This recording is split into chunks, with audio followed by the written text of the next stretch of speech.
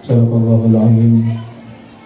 Al-Mukarram Al-Muhtaram, para kiai, para asatid, para bapak-bapak haji, ibu-ibu hajjah yang kami hormati, yang kami muliakan, para orang tua kami, paman, bibi yang tidak dapat kami sebutkan namanya satu persatu tanpa mengurangi rasa hormat dan ta'zim kami. Wabil khusus yang kami muliakan guru kita Bapak Kiai Haji Dr. Daud Haji Ismail, Bapak Kiai Haji Ishaq Mursyid, dan juga akhina fillah Al-Ustaz Selamat Mutakin, Al-Ustaz Syabani, dan seluruh keluarga besar almarhum Mpok Iih Musdalifah binti Haji Ma'ruf bin Kong Haji Sayuti. Alhamdulillah, kita bersyukur kepada Allah Subhanahu wa Ta'ala. Pada malam hari ini kita ditakdirkan oleh Allah Subhanahu wa Ta'ala untuk berkumpul di tempat yang penuh dengan keberkahan, tempat yang insya Allah mengundang turunnya rahmat Allah Subhanahu wa Ta'ala, karena telah kita bacakan di dalamnya salawat, kita bacakan di dalamnya Al-Quran, kita bacakan di dalamnya zikir, kita panjatkan doa-doa kepada Allah Subhanahu wa Ta'ala. Mudah-mudahan tidak ada satupun dari kita yang meninggalkan majlis yang mulia ini, melainkan semua hajatnya Allah kabulkan, semua doanya dikabulkan, semua urusannya dimudahkan, dan mudah-mudahan dosa-dosa kita semua diampuni oleh Allah Subhanahu wa Ta'ala. Wabil khusus untuk almarhumah Mpok Musdalifah yang kita doakan pada malam hari ini. Hadirin hadirat yang dimuliakan Allah Subhanahu wa Ta'ala, sebelumnya kami menyampaikan salam penghormatan dari keluarga besar almarhum orang tua kami Haji Usman Rolibi bin Haji Sayuti dari Pontianak, yang mana memang keinginan kami untuk datang sekeluarga ke Bekasi ini sudah sangat kuat karena besarnya rasa rindu kepada keluarga yang ada di sini. Tapi satu dan lain hal sehingga hanya saya yang berangkat pada hari ini. Niatan kami tentunya untuk takziah dan bersilaturahmi kepada keluarga besar almarhum Bapak Haji Ma'ruf bin Haji Sayuti, dan tentunya kepada almarhumah Mpok Musdalifah yang kita doakan pada malam hari ini. Mudah-mudahan setiap langkah kaki kita dari rumah kita masing-masing, doa-doa kita pada malam hari ini semuanya diterima oleh Allah Subhanahu wa Ta'ala, menjadi sebab Allah jadikan kuburnya almarhumah raudhah min riyadil jannah. Allah terima amal ibadahnya, Allah ampunkan dosa-dosanya, amin ya rabbal alamin. Juga menyampaikan secara mendadak, mudah-mudahan ini semuanya termasuk fujaatul khair, mendadak yang baik, dan saya mohon izin kepada para kiai, para asatid, tidak bermaksud menggurui, hanya menjalankan permintaan dari tuan rumah. Mudah-mudahan apa yang saya sampaikan ini menjadi nasihat untuk saya pribadi.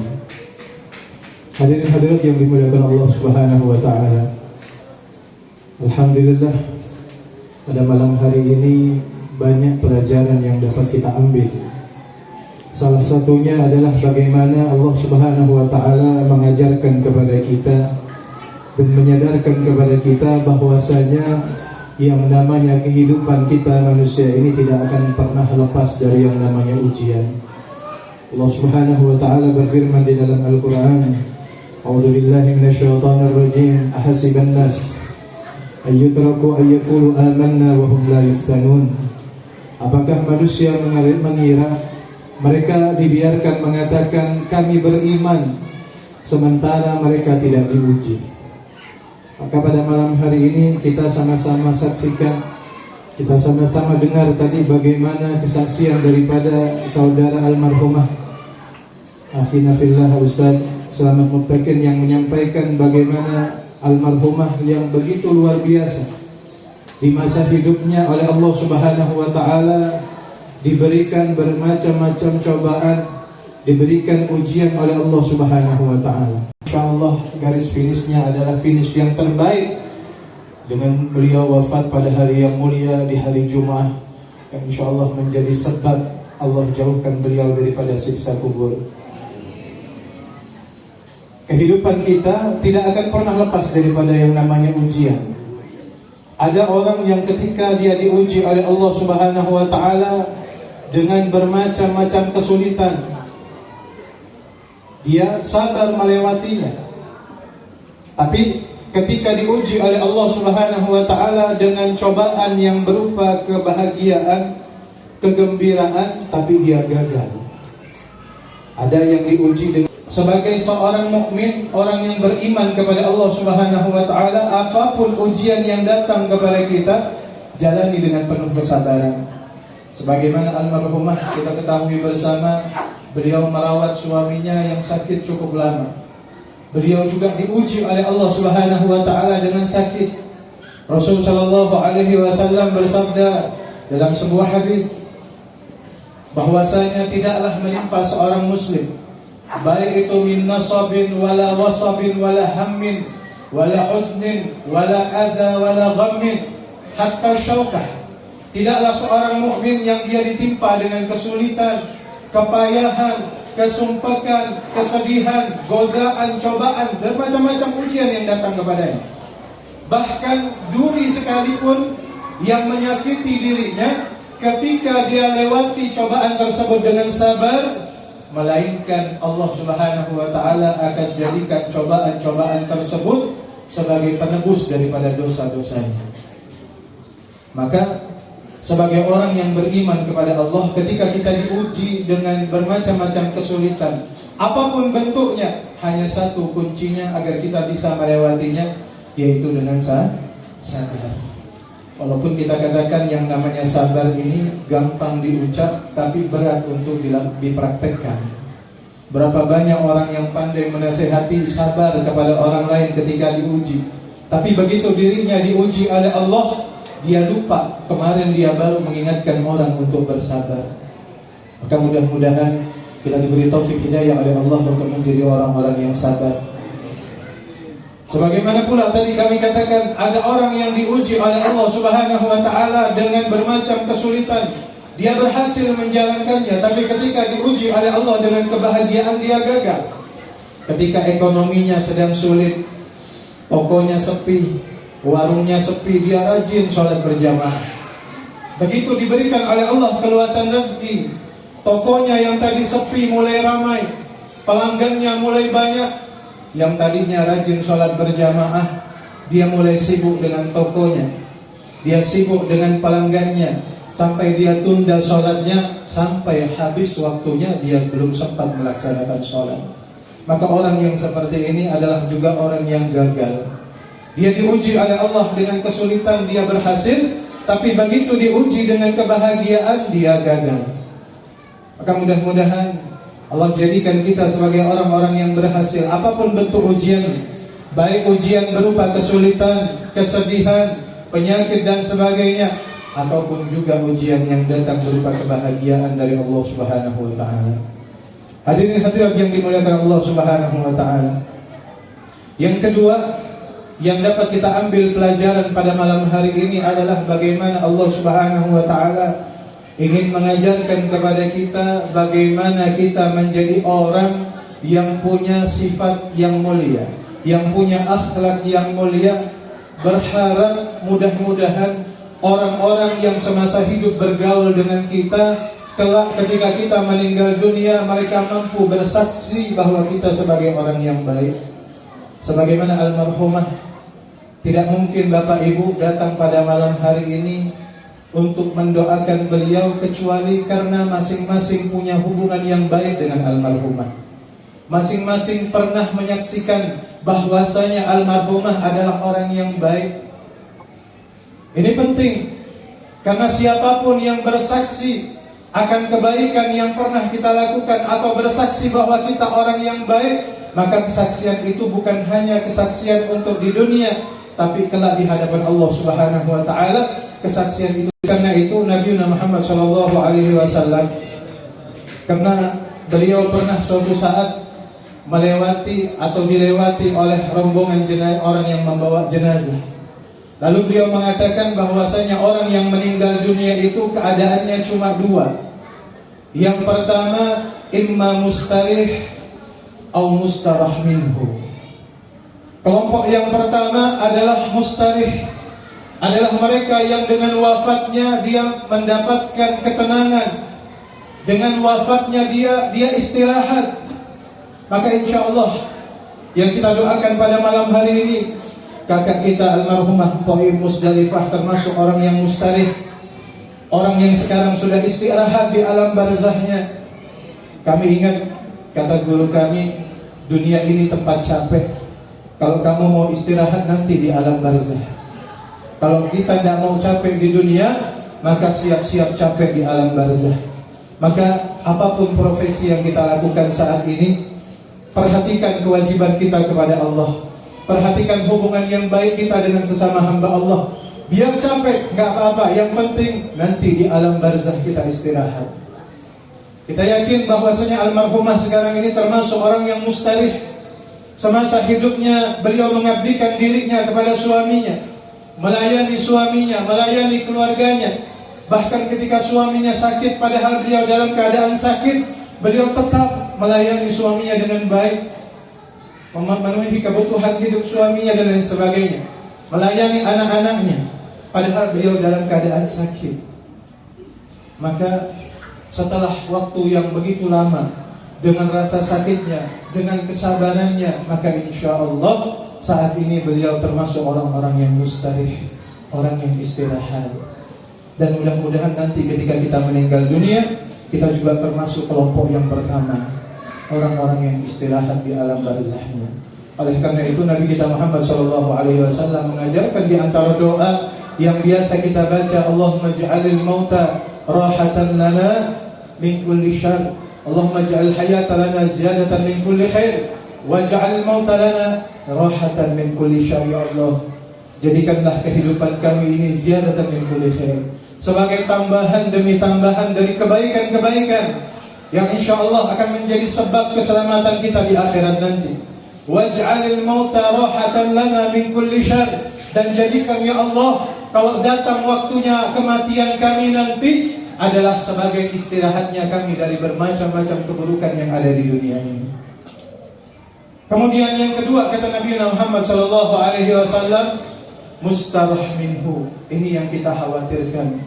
Kelompok yang kedua adalah yang ketika dia meninggal dunia, orang-orang yang ada di sekelilingnya tenang karena dia mati. Ada orang yang ketika hidupnya nakalnya luar biasa, begitu dia mati, kata bahasanya orang Pontianak, nyaman mati lah orang itu akhirnya. Kalau bahasa Betawinya apa ya? Rasain mati juga tuh orang misalnya ini.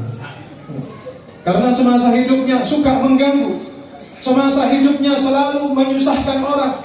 Begitu dia meninggal dunia, tersiar kabar, inna lillahi wa inna ilaihi raji'un, telah berpulang ke rahmat Allah fulan bin fulan.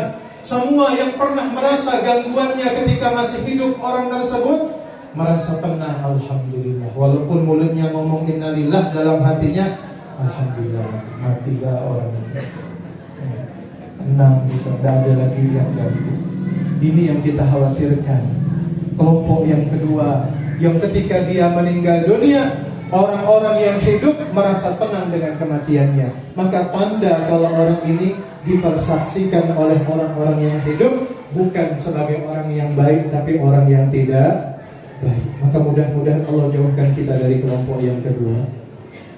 Hadirin hadirat yang dimuliakan Allah Subhanahu wa taala. Oleh karena itu mudah-mudahan hadirnya kita pada malam hari ini, selain kita mendoakan almarhumah, kita juga bisa ambil ibrah, kita bisa ambil pelajaran, dan kita doakan mudah-mudahan beliau ini termasuk yang disabdakan oleh Rasul sallallahu alaihi wasallam, ayyuma imra'atin matat wa zawjuha anha radin dakhalatil jannah. Siapapun wanita yang meninggal dunia dan suaminya ridha, suaminya rela, suaminya ikhlas. Kenapa? Karena ingat bagaimana baktinya dia semasa hidup kepada suaminya.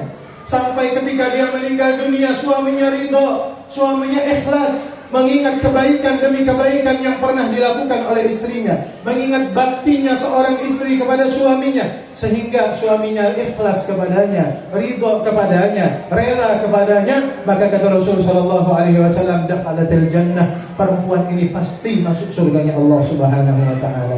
Kita doakan mudah-mudahan almarhumah termasuk orang yang diridhai oleh suaminya, karena suami beliau masih hidup. Insyaallah kita doakan mudah-mudahan cepat sembuh, diberi kesehatan oleh Allah. Mudah-mudahan suaminya ridho kepada almarhumah, menjadi sebab beliau masuk ke dalam surganya Allah Subhanahu wa taala. Dan kita doakan pula kepada anak-anak almarhumah yang ditinggalkan, mudah-mudahan dijadikan anak-anak yang berbakti, anak-anak yang salihah, karena baktinya seorang anak kepada orang tua tidak terputus dengan wafatnya orang tua. Tidak ada ceritanya baktinya seorang anak kepada orang tua itu berakhir ketika orang tuanya wafat. Nabi Muhammad SAW pernah didatangi oleh seseorang dari Bani Salamah. Dia datang kepada Rasul SAW, "Ya Rasulullah, apakah masih ada baktiku kepada orang tuaku setelah mereka tiada?" Kata Rasul SAW, "Ada." Apa di antaranya? Kata beliau, "As-salatu alaihima." Baktinya seorang anak kepada orang tuanya adalah dengan terus-menerus mendoakan kedua orang tuanya. Maka siapapun di antara kita yang saat ini mungkin orang tuanya telah berpulang ke rahmatullah, tidak akan berakhir baktinya kita kepada orang tua kita. Masih punya kesempatan kita, mungkin waktu mereka masih hidup, kita banyak membuat mereka sakit hati, kita sering membuat mereka menangis. Maka kesempatan bagi kita ketika mereka sudah kembali menghadap Allah, berpulang ke rahmatullah, kesempatan masih terbuka bagi kita untuk berbakti kepada orang tua. Jangan pernah tinggalkan doa untuk orang tua. Bahkan kata para ulama, di antara sebab kefakiran seseorang adalah karena dia lupa mendoakan orang tuanya. Maka jangan pernah tinggalkan doa kepada untuk orang tua kita. Yang kedua kata beliau, wal istighfar lahuma, senantiasa mintakan ampun kepada Allah untuk kedua orang tua kita. Bahkan dalam sebuah riwayat, nanti di surga ada seseorang yang dia terheran-heran, mengapa dia mendapatkan kedudukan yang tinggi di dalam surganya Allah. Dia bertanya, dari mana saya dapatkan ini? Padahal ketika saya hidup di dunia, amalan saya biasa-biasa saja, bahkan banyak dosa yang saya lakukan. Maka dikatakan kepadanya, kamu dapatkan kedudukan derajat yang tinggi dalam surganya Allah ini berkat istighfarnya engkau punya anak. Maka di sini juga pelajaran bagi kita. Ketika kita masih hidup, kita punya anak, jangan sampai mereka tidak kenal dengan Allah. Jangan sampai mereka jauh dari Allah. Jadikan mereka anak-anak yang menjadi investasinya kita, yang nanti ketika kita meninggal dunia, doanya terus mengalir untuk kita, istighfarnya mereka senantiasa dimintakan kepada Allah untuk kita. Ini juga termasuk PR bagi kita sebagai orang tua. Jangan hanya mengharap nanti ketika meninggal dunia biar didoakan anak kita, biar dimintakan ampun oleh anak kita. Tapi ketika kita masih hidup, kita tidak pernah mengajarkan mereka untuk dekat dan kenal dengan Allah. Maka jangan heran kalau nanti ketika kita meninggal dunia, anak kita tidak pernah doakan, tidak pernah beristighfar untuk kita. Bisa jadi sebabnya adalah kesalahan kita. Waktu kita hidup, tidak kita kenalkan mereka dengan Allah, tidak kita dekatkan mereka kepada Allah, kepada Nabi Muhammad SAW. Kemudian juga di antara baktinya seorang anak kepada orang tua adalah dengan terus menyambung silaturahmi dengan siapapun yang pernah dikenal oleh orang tuanya. Oleh karena itu kami berpesan kepada anak-anak almarhumah untuk terus menyambung silaturahmi kepada keluarga-keluarga, khususnya yang punya hubungan kerabat dengan almarhumah ibunda mereka, yaitu almarhumah Ibu Musdalifah.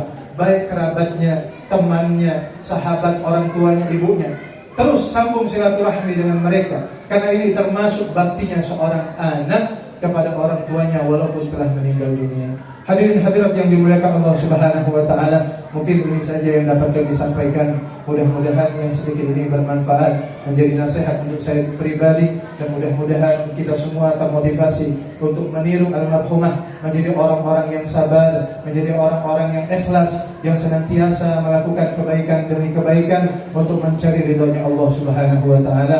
Amin ya rabbal alamin. Ini saja yang dapat kami sampaikan. Mohon maaf atas segala kekurangan kekhilafan. Hadani Allah wa iyyakum. Wassalamualaikum warahmatullahi wabarakatuh.